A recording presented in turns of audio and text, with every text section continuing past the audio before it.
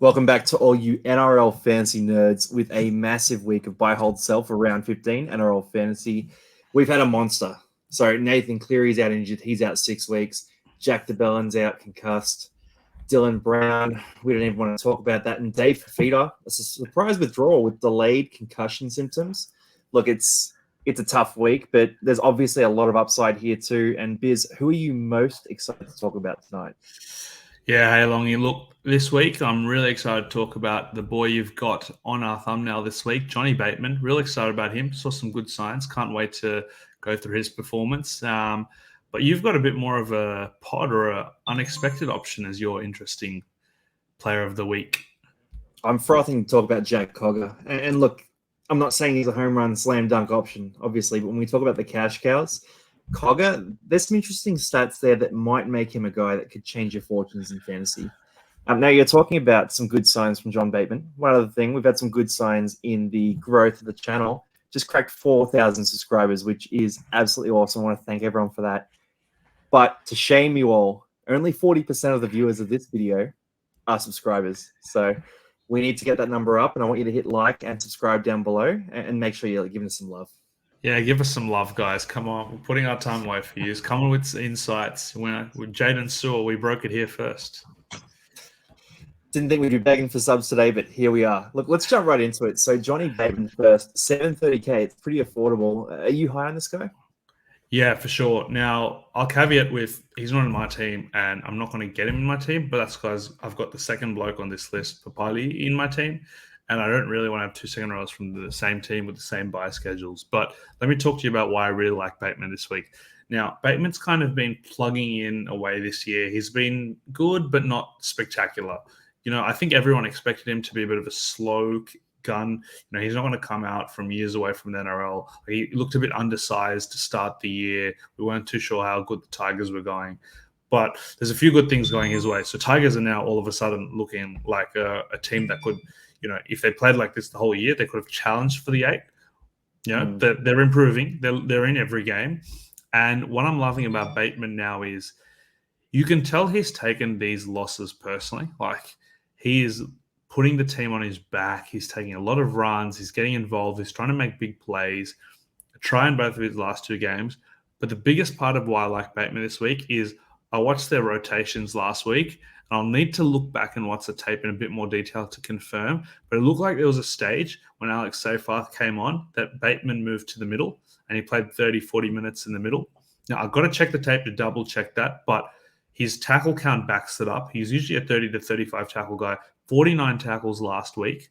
And, you know, Raiders usually kind of just go straight up the middle versus via the edges. So it kind of gives me support that he was playing in the middle. But if he's playing 80 minutes with 30 to 40 in the middle, and his tackle count goes from 35 to 40 plus, he's a 55 plus 60 guy. He's still pretty reasonably priced. Great buy schedule. He's going to play 16 and 19.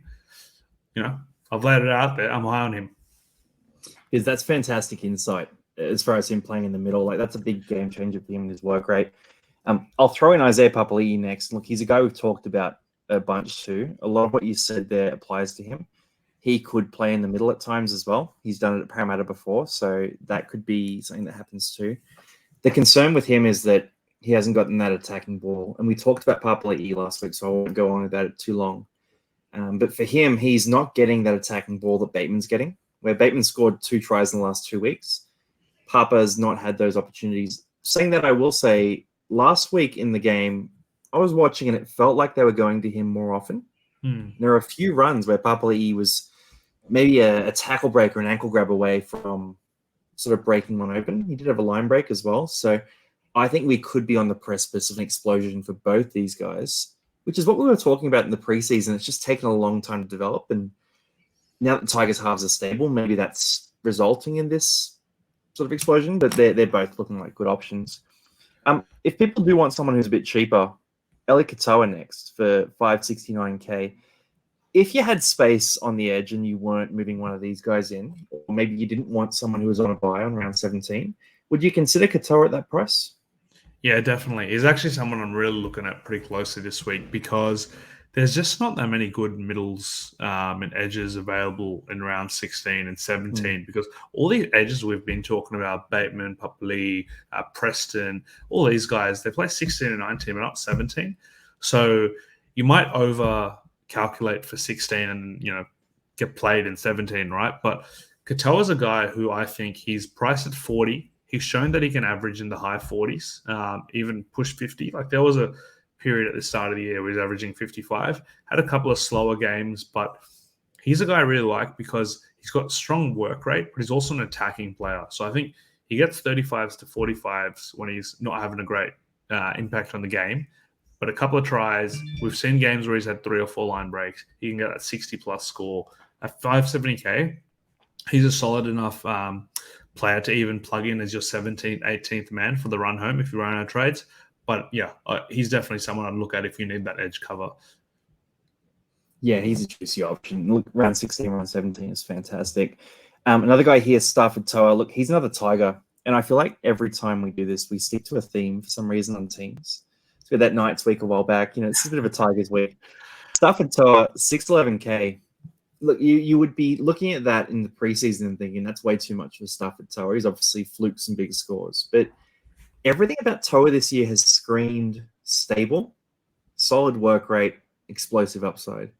And the way he does it against opponent centers who are actually not bad players. So the way he did against Val Holmes a few weeks back, and he had 4 line breaks against Val Holmes. He murdered him. There was no cheat code there. There wasn't an overlap. He was just running straight over Val Holmes. Like, Starford Toa has shown himself as a genuine star in this league. And look, he's the opposite of Tommy Talau in that he's finding attacking opportunities and finding fantasy points. And if you grabbed him at this point, he would be the pod of all pods. So a guy like him or a guy like Gagai, it's risky, I know, but he's a guy who's looking like he can churn out a 30, 40-point score even when he goes quiet. And he has that upside for 90-plus when he goes big. So he could be juicy. Last one here, a guy that you've believed in for a while, Shawnee Johnson. Look, there isn't too much to say here, but would you be looking to buy him if you didn't have him this week or maybe in a couple of weeks' time? Yeah, absolutely. And we're going to talk about one of our traps later. But, with Cleary out this week, there's a lot of funds for a lot of people. I think Cleary is one of the highest owned players in the game. It could be the highest, I can't remember. But he's owned by about 50% of people. And with 6 weeks out of the game, whereas $1 million, people are going to be trading him out. Shaun Johnson is averaging 63. Now, that is a crazy number. When I bought him in round 4, I was banking on a 50 average. He's smashed that. And the thing I like about Shaun Johnson's Warriors are looking good. They're getting troops back. And he's shown, like, at the start of the season, he was scoring all these points in just, tackles without missing and kick meters. He has shown that he's got his running game back and he's confident. He's a keeper that you don't have to trade out this year. He's a great option for Cleary this week. Yeah, and I think people are overcommitting to 16 too. So if you can get Johnson now, that might be the play instead of trying to cram a guy in who plays around 16 and hurting yourself long term. Let's go to the next group here. So we've got the cash cows, the cheapies, the options that could make you some money. People have a lot of money right now, but at the end of the origin period, you're going to need more money because you're going to want Payne Haas back. You're going to want to go get Dave Fifita. You're going to want to get Cleary back. There's going to be a lot of needs for funds at that point in time. And if you are short at that time, you'll either have a roster with no depth or you'll have a team that's lacking guns, and every week you'll have pods against you don't want to have. So for cash cows, I'm going to throw the first guy in here, Jake Turpin. Look, we talked about him last week. He's a guy who averages 49 points a game. I think it might have ticked over to 50, actually, with last week's performance. But around 50 points a game when he plays 60-plus minutes. That's really simple. Last week, he played 62 minutes. He scored 50-plus. Admittedly, though, it was 62 minutes, which concerns me a little bit. They've got Sandon Smith on the bench. I can't stop laughing at that. That's a G up, seriously. It's suspiciously like Brandon. It's worrying. And he only had 10 run meters in that game as well. So in 62 minutes, I'm not thinking that anyone will make 55 tackles in that time period consistently.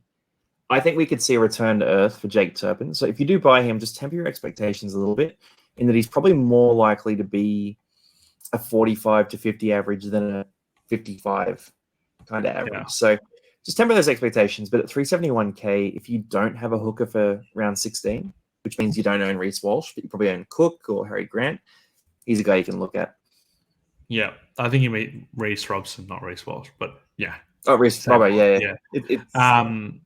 yeah.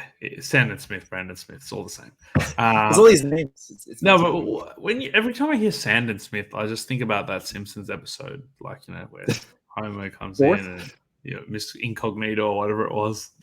Anyway, Turpin nearly did score a good try on the weekend as well. So yeah, he was like centimeters out, so he could have easily had a 70+ score. But I totally agree. I think he's a 40 to 45 guy in 60 minutes.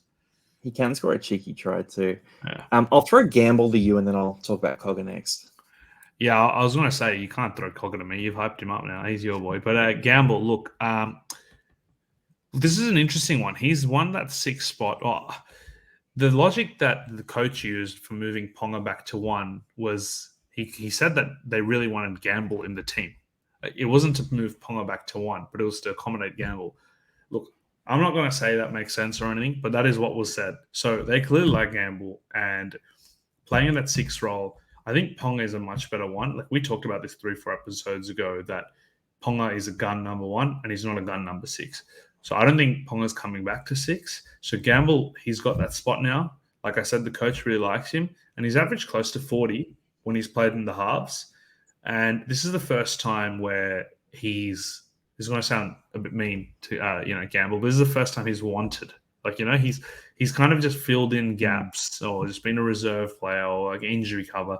This is the first time he's forced his way into the team because the coach likes him and wants him to bring someone to the game. So at 340k, he plays around 16, he plays around 17. He is a guy that I'm looking at pretty closely because 340k, he's shown he can average in the high 30s when he's playing in the half spot. So, 340k for like 37 to 38 average, I think that's a great deal.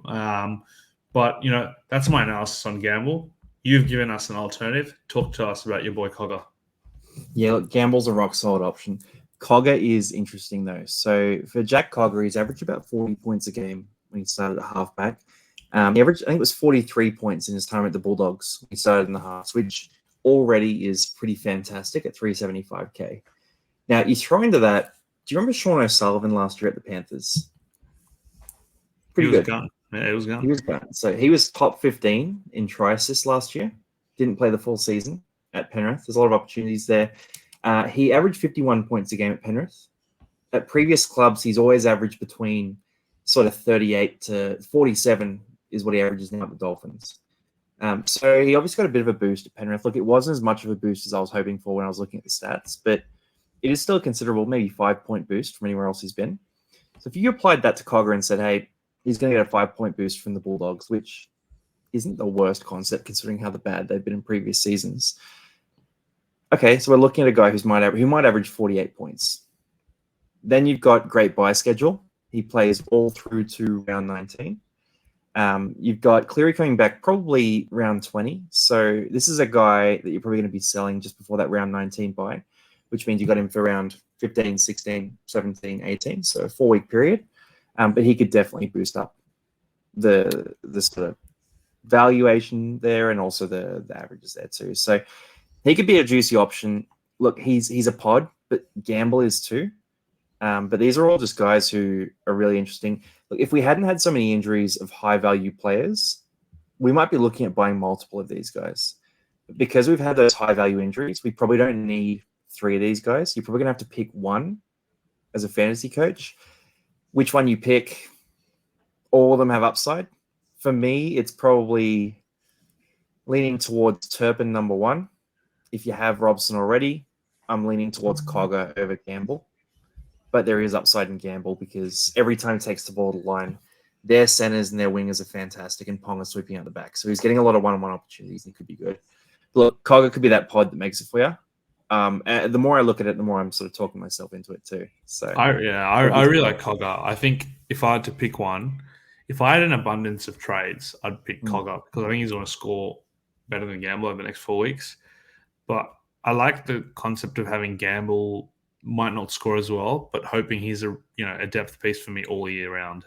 So yeah, I want to get a couple of these guys in, but you're 100% right. Like, I need to trade Cleary. I don't want $1 million sitting around. And I don't want to trade Cleary to gamble and just have 600K sitting around, right? So, tough dilemma. Cleary, come on, man. We needed you. Anyway. We did. So you look at those halves pairing too, like Nicho, Hynes, Nathan Cleary. It's no coincidence that they're guys who are sitting alongside Matt Moylan, Jerome Luai, players who don't kick the ball at all. And let's look at another option, Mitch Moses. He plays alongside Dylan Brown, who doesn't kick the ball. So these situations are really good for fantasy scores. And Cogger has to be pretty good to take advantage, but he had a nice try assist on the weekend. And he played well. He looked decent, good. Yeah. I don't think it's too hard to look that good in that Penrith team, to be honest, which is another point you can get Cogger to. Yeah, so like if you just had a couple more weeks in, to be honest, they could take with Cleary, hamstring injuries, they're lingering, and if they're still in that top kind of 2-3 position, they might take even a bit longer on Cleary. So you might get him for 5 or 6 weeks. Potentially, yeah. You could have upside. Let's throw the next couple of guys. And look, Fainu is pretty easy. We've talked about Fainu before. He's got, about 3 weeks left till Tuolangi's back. So you get 3 rounds. You get round 16. I think the latest update on Tuolangi I saw today is he could be 2 weeks away. So that's adding a bit of risk to Fainu. But I'm glad you still put him in here because I don't rate Tuolangi that highly as a player that we've spoken about it before. If Fainu has 2 good games, he could still hold that spot for the rest of the year. Well, what are Manly's fixtures? Because that could play a part. It's very difficult to change a winning side, especially when someone's in form. So so Fainu, Dolphins, then Eels without Origin players, and then it's Storm and Roosters after that. So they're pretty tough games. Very tough. They're pretty tough games, yeah. And Manly are more affected by Origin than Parramatta are. Just they could probably lose both those games. That's challenging. I mean, the Dolphins are missing some forwards, so maybe there's an opportunity for him there. Yeah, actually, I'm leaning a bit away from it. It's just that at 250K, a lot of people need mids right now, and there's only 2 mids on this list, and there's not a lot of mids on the rest of the video. So Fainu could be worth that risk, but there is risk there. The other guy we're going to chuck in here is Kurtis Morrin. And look, 325K is a little bit more pricey, but seems to have a bit more of a rock-solid spot in the team. What are your thoughts on him? Yeah, I don't love him, but just like you said, there is a massive abundance of a lack of mids in round 16. Like there's not many keepers. You've got Hopgood, and then how are you going to fill up the other 2? Like mid-rangers that you probably don't want to waste trades on in the middle of the year and no real good cash. The one thing I've noticed about Morrin is he's got a high PPM. He's pretty solid, and he's getting 30 to 50 minutes the last 2 weeks. So his role is increasing. He's a guy that if he just plugs away at 30, 40 minutes, he can be 25 to 35. So I like that about him. The other guy who I'm getting a bit higher on, who's not on this list actually, is Bronson Garlick. And the reason is he's a mid and hooker. I think he'll be the big minute hooker next week when Harry Grant's playing Origin, and he's after that he's probably only going to contribute 5 to 10 points a week, but he's a guy that I'll just chuck in as my 21st man. But just having a mid that's at 250K who hopefully can score me 30, 40, 50, 60 next week if he gets 70, 80 minutes, that's high. But yeah, look, it's not very good for mids in round 16. Hopgood's one. The other guy I'm looking at is Madison if he comes back next week like he's supposed to. But even then, that leaves a pretty big hole for round 18 when all the Eels have a bye. It's tricky. I mean, you can deal with that when it comes, right? Yeah. That's our approach. But no, it's tough. It's tough because even Wimmer Greg, who I've been ranting on about, he's out this week with a surprise injury. So there's a lot of problems in the mid section. Let's jump into hold or sell because these are the guys that we got to talk about as far as do you hold them? Do you move them on? It's a tricky list here. So look, I'm going to go Dave Fifita first. And for Dave Fifita, that 15 points last week was agonizing for my roster. And look, he's been fantastic. I've had him since round 1. Picked this as a bit of a renaissance year for Fifita. It's come up good. But the question is, are they really going to wrap him in tinfoil and cotton wool and bubble wrap through this Origin period? I don't think the Titans have the right to do so.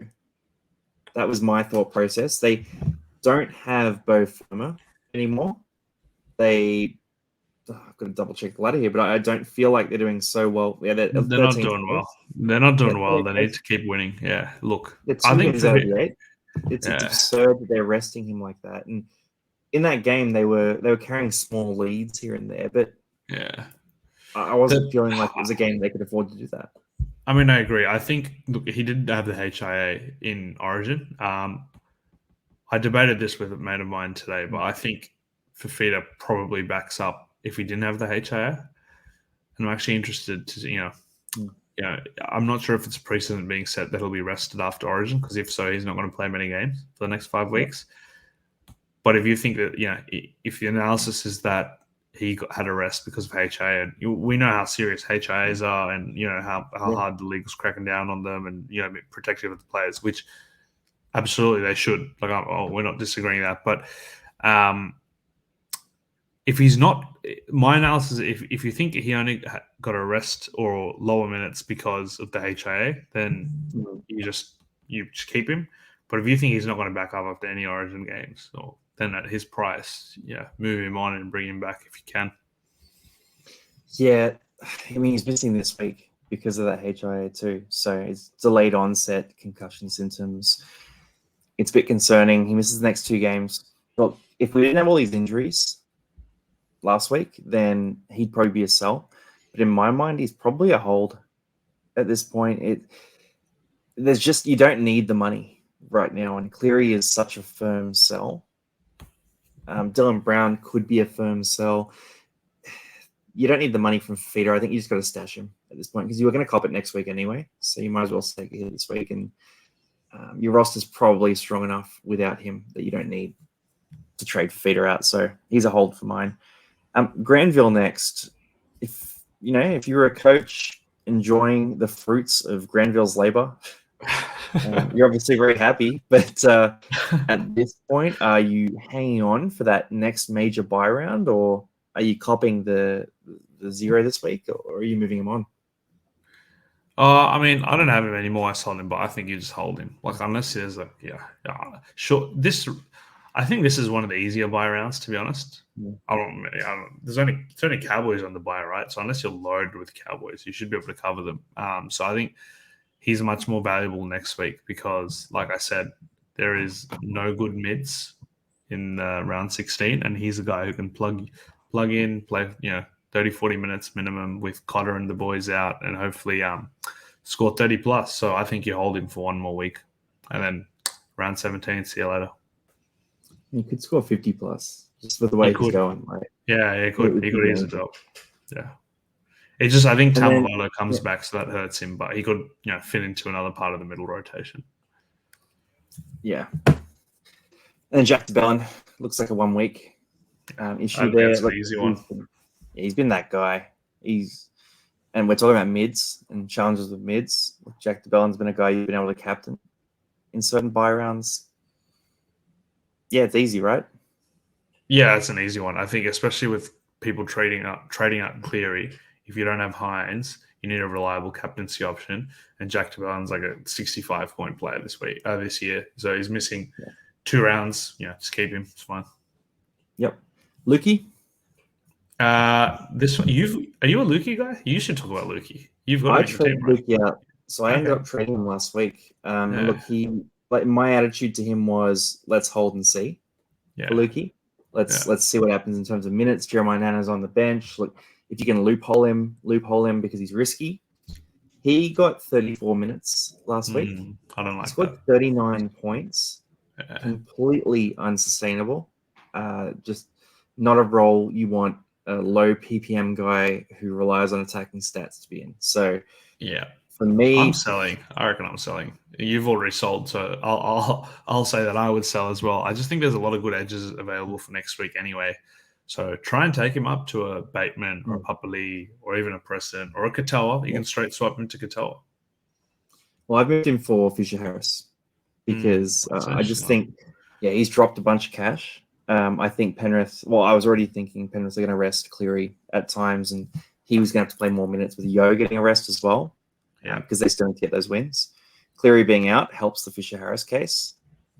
Look, he scored about 40 last week, so it wasn't out of the park, but I needed a mid desperately, and I only had 600k. So yeah, a lot of people. Look, it's good you raised Fisher-Harris. I think a lot of people look at him, but I agree with you. The other thing I'd add to, I know we're not talking about Fisher-Harris in this section, but while you're talking about him, without Cleary, they're probably not going to be as dominant. They're not going to win games as smoothly. So that probably means more work through the middle, more tackles, less time just watching conversions go over the post. So, So more minutes. They'll need to win through the forwards. Yeah. Isaiah Yeo played 80 minutes last week backing up from Origin, which is absurd. But if you dropped him down to 65 minutes, Fisher-Harris probably gets 10 of those minutes. So that'll happen at some point through this Origin period. Yeo's not going to play 80 every week, surely. If he does, he's human. Yeah, not human. Last guy here is Nathan Cleary. Look, 993k. It's a good price, but he's got 6 weeks on the sidelines. See you later. I want you to let us know in the comments who you're planning to trade Cleary to, or what combo of trades you've got there. But who is your closest Cleary equivalent as far as trades? If you already own Hynes, you can't say him. So, who are you looking to move for? This is like a really interesting one because you could trade him to anyone, right? The thing is, I wouldn't bring in Hynes because you assume he's playing Origin. Like, he's definitely going to be in the Origin team, like either at 7 or on the bench. So he only plays 2 out of the next 5 games. So you can't bring in $1 million guy to play 2 of the next 5. So it can't be Hynes. So I'm interested to see who people say. We talked about Shaun Johnson, but there's another guy we're going to talk about. The traps. I think before you bring that up, I reckon you're going to offend a lot of people. Well, let's see, including. All right. Well, sometimes we get spicy. I'm wearing my Blues jersey for it, so I'm an expert. Let's go straight to him. First thing, Mitch Moses. Now, I want you to lay out the reasons why someone should buy Moses, and then I'll throw in why I think he's a trap. Can be a bit controversial. Yeah, the reasons why you should buy Mitch Moses. He's a bona fide tier 1A halves gun this year. I mean, I say 1B, and the only reason I say 1B is Hynes and Cleary is in a world of their own. Like, you can't even compare them. If you took out Hynes and Cleary, Moses is right up there with the top tier guns. Like, I think that a tier 1 gun is anyone that averages 60. Moses is averaging 61. He's got a great draw ahead, not just for his buy schedule, but he's got the Dogs. He's got like Manly.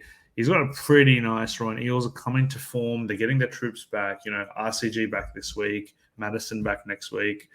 Davey back this week. Hopefully Offa comes back. Who else? You've got Shaun Lane coming back soon. A lot of troops coming back. And just a fun guy to own, He can crack off big plays. He's like Hynes. He can easily rack up 15, 20 points in a play and, 60-plus average at 826K, covers the half spot, plays 16 and 19. I think I've covered most of the reasons why you should get him. Why is he a trap, Lonnie? Well, everything you've said there. So he's red hot. He's a fantastic football player. He's scoring well this year. He's in career best form the last couple of seasons. That's why he's going to get picked for the Blues. Right, Ooh, and that's interesting. I'll throw it out. Like, we're not going to go Blues selections mode completely here, but I'll just throw out my rationale. I think for the Blues team, you pick a bona fide 7, bona fide 6, and Cleary and Luai are a combo of exactly that nature. Cleary is the most 7-7 there is. Now, there are only 2 options for the Blues in that 7 jersey who can kick the ball at the top level and steer a team from 7. And those guys are Adam Reynolds and Mitchell Moses. Now, Reynolds is a bit older. I don't think he's that interested in playing Origin right now. Mitch Moses is in his prime, and he's that guy. He's physically a lot stronger than Reynolds, better defender, more potent ball runner. Reynolds has that experience in clutch games that definitely plays for him, but I think Mitch is the guy they're going to take here. And then in the 6 jersey, to take that pressure off Mitch, I think they might go to Nicho Hynes or Cody Walker in that spot. Now, I personally would go Mitch and Nicho. I just don't think there's another half in the comp who you could say could play alongside Luai, just with how dominant that half would have to be in steering the team, handling all the kicking and just running things. So I think it's going to be a complete change of the halves here. And that'll mean, obviously, Mitch Moses is a bad choice. Yeah, absolutely. If Moses gets picked, then he's a terrible fantasy choice because he misses a ton of games. Everything. 16. Or And it, maybe he'll back up to 17. well, He'll miss 18. He'll miss 19. Yeah, exactly. Yeah. And he played one Origin game a couple of years back, and he fractured his back. So I don't know. Maybe he'll get rested after backing up and things like that too. I'm not going to get too into this debate. That's for another video. But my personal take is that Moses and Hynes would be like an amazing combo to watch. I love that as a Blues and Eels fan. But I realistically think I can't see Freddie making wholesale changes to the halves for a game up Suncorp. I think Hynes just comes into 7 and Luai plays at 6. But man, Reynolds and Hynes or Moses and Hynes, they were both great combinations. But that kicking game though, Hynes is fantastic. I have nothing but love for Hynes. He's one of the best players in the comp. He's not a top level kicker when you compare him to Cleary, Trey Evans, Moses, Adam Reynolds. They're sort of the 4 guys that can do that at that level. And in Origin, winning field position, Moses has done it for Parramatta in games where we deserved no chance in them, and he kicked us to wins. So. Yeah, there was a good, just while on that, I know this is not really fantasy related, but in the win against the Cowboys a week ago, Todd Payton made a really solid comment that a lot of people who are bagging Moses don't really pick up. But the comment was something like, no matter how much we bash them and finish their sets, if they finish their sets at the 10-meter mark, 20-meter mark, or 40-meter mark, it did not matter. We would always start every set from our 10-meter or goal line because Moses just places every one of those bombs or his high punts right on the 10 to 5-meter line, which gives the team time to run up. And so it doesn't matter about the field position. If Eels can make 30 meters in a set, they'll always start the defensive set in the same spot. So I think Fittler also loves Moses, coached him at Lebanon. So I can see why you've got him on the trap list, but I am really tempted to buy him in my fantasy team. So I got no idea what to do. It's a nice matchup against the Dogs this week, and it's a really nice matchup against Manly without any Origin players next week. So there's upside there. I'd just be waiting a week on Moses personally, but it's really good analysis from you there too. Let's throw another guy in here, and this is much more simple. Semi Valemei. Do you think he can maintain his hat-trick average this year? Yeah, man, hat-trick every game for the rest of the season. Book it in, lock it up, throw away the key. He did look good. I think, if he was like 300K, and he seems to have won that spot over Carl Felt, but I don't know how long that lasts. I feel like he's one of those situations where if he has one, even half a bad game, Felt comes back in. Like, Felt's just their guy. It's like one of those situations. Maybe they're just trying to prove a point with him, or he was carrying an injury, hence why he wasn't in the team. But just avoid. I think the same with the next guy, Junior Pauga. Like, what are your thoughts on him? He's not on. It's tricky. It's tricky with this Roosters backline because Dan Super comes back in, but we could see Sam Walker back at some point. Look, Joey Manu's been pretty good at 6, but I don't think he's fixed the Roosters' problems. It's unfair to ask him to fix those problems. As far as talent across their roster goes, they're the best version of themselves when they have Sam Walker in the halves and Joey Manu at center at their absolute peak. So I don't know. Look, the Roosters are making some weird choices. There's questions about the coaching there. Gus Crichton, he's down in the 500s right now. Like, we're not talking about buying him, but every week I look at the team list and wait for him to be named as a starter so I can go buy him. He hasn't been good, but he dropped like 2 balls absolutely cold last week, and he hasn't really done anything. But it's the same reason. So bona fide as a fantasy. He's a superstar, but that's why I can't buy Nat Butcher this week either. There's just so many options in the mids and edges. You just don't know. Yeah, Nat's a guy we talked about a bit last week. He's tricky. I mean, the Roosters are dodgy. So with Junior Pauga, he's not you were talking about his stats before. He's not a guy who cracks 30 that often. He definitely doesn't crack 40 much. I don't think he's ever cracked 40, to be honest. There you go, never cracked 40. 333K. There's a lot of risk for his position without that attacking upside as well. So steer clear of him. Nicho Hynes, you talked about this before, but just briefly for everyone, could you outline why the buys, the positive Cronulla buys, don't work well for Nicho? Yeah, absolutely. So Cronulla play around 16 and 19, which is great. But if you're an Origin player, like Hynes definitely will be, whether he's on a 7 or at the bench, he's going to miss 16 for Origin, he's going to miss 17 for Origin, and he's also going to miss 19 for Origin. So in the next 5 weeks, he only plays 2 games. So that's $1 million sitting on your bench for 3 of the next 5 weeks. Not worth the trouble. Just bring him in after his Origin period. Like, you can do without him for 5 weeks when he's only playing 2 of those weeks.